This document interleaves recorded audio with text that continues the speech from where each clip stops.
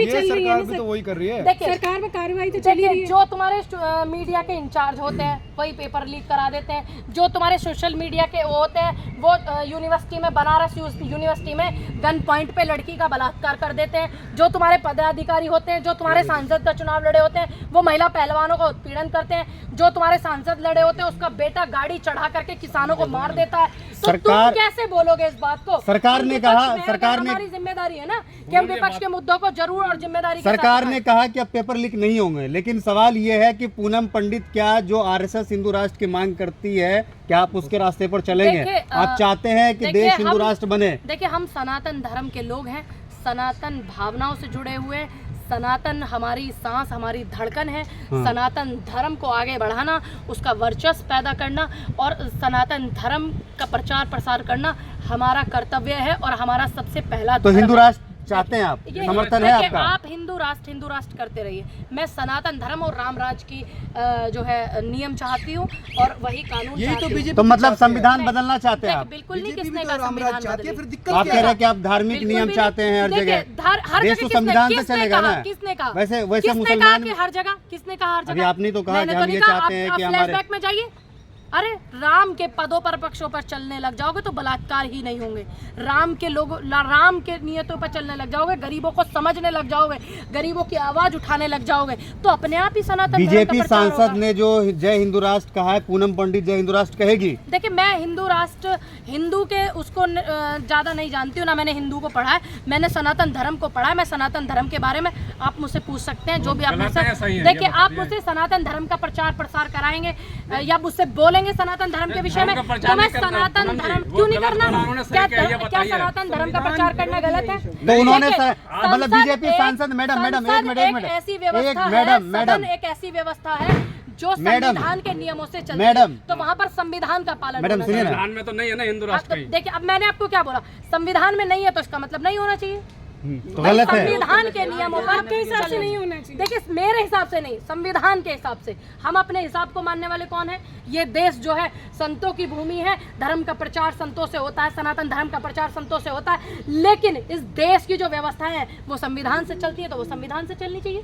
हर चीज का एक प्रोटोकॉल है ना, जो चीज संविधान से चलती है वो संविधान से चलेंगी, और जो चीज संतों से, भारत सनातन संतों की भूमि है, तो इसको आप नकार भी नहीं सकते हैं, क्योंकि संतों के बिना, सनातन के बिना भारत की कल्पना ही नहीं है। अब मैं कहने लग जाऊं कि संविधान के बिना संसद की कल्पना आप कर सकते हो? नहीं कर सकते ना। तो मौलाना का नाम नहीं लिया कि मौलाना के बिना देश क्यों मैं नाम नहीं होता है? क्यों मैं लूंगी? आप बताइए। मुसलमान इस देश के नहीं है क्या? मैंने तो नहीं कहा नहीं है, मैंने, आप मुझसे चर्चा आप कर बोलते रहे हैं, कि सभी धर्म के बिना हमारा देश अधूरा है। सनातन पे चर्चा कर रहे हैं, आप मुझसे मुस्लिम धर्म पे चर्चा कीजिए, मैं आपको जवाब दूंगी।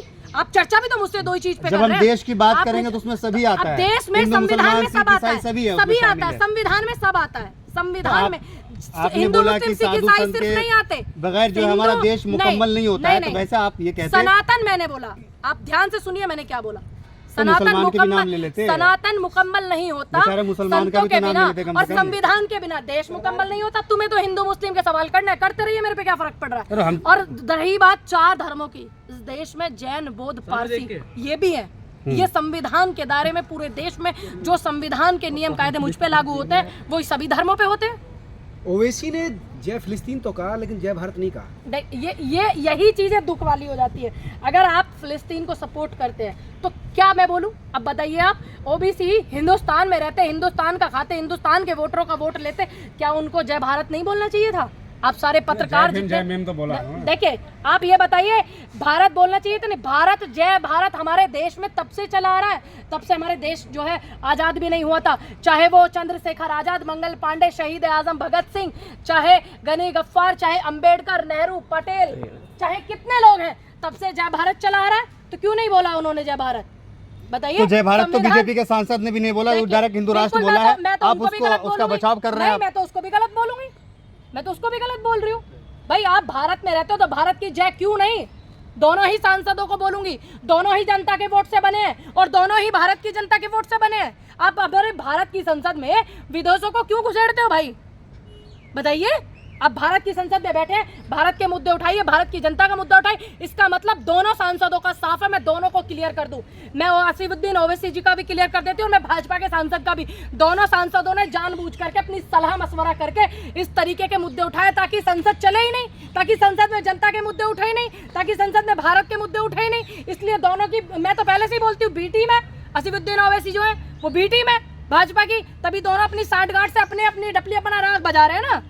बताइए, मतलब कह रहे कि बीजेपी के साथ जुगलबंदी है। बिल्कुल जुगलबंदी है, तभी तो अपने संसद को पहला संसद का सत्र था तो जनता के मुद्दे उठने चाहिए थे, जनता की बात होनी चाहिए थी। और एक ने उठा दिया फिलिस्तीन का, दूसरे ने एक दूसरे उसका हिंदू का उठा दिया। आप इनको तो ये भी नहीं पता होगा कि राष्ट्र शब्द आया कहाँ से था, ठीक है? किसको? ओवैसी को? ओवैसी को भी नहीं और ना ही भाजपा के सांसद। उनसे पत्रकार भी सीखते हैं, पत्रकार बड़े-बड़े पत्रकार, सीखा उन पढ़े लिखे लोग हैं। उन उनको पत्रकारों मोदी कहिए कि राष्ट्र के बारे में नहीं पता होगा। सारे होगा। पत्रकार सामने हो, आप बोलेंगे भारत में रह करके फिलिस्तीन की जिंदाबाद बोलोगे आप? बताइए। मैं अभी बोल रहा हूँ फिलिस्तीन जिंदाबाद। भारत का नमक खाते, इसका विरोध कीजिए।